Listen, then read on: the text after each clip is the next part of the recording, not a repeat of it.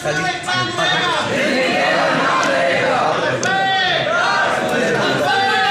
रसूल अल्लाह।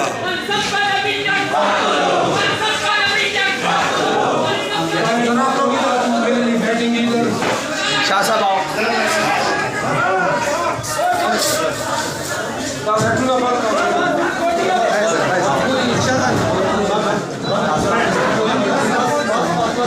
आप तो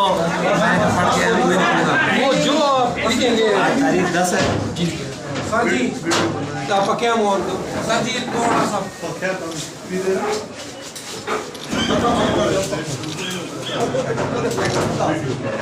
अपने खादम के लिए जो भी आप लिखना चाहें।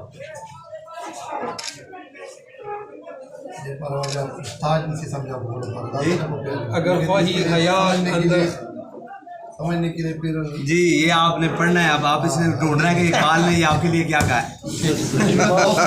शाह साहब ने आमीन आमीन।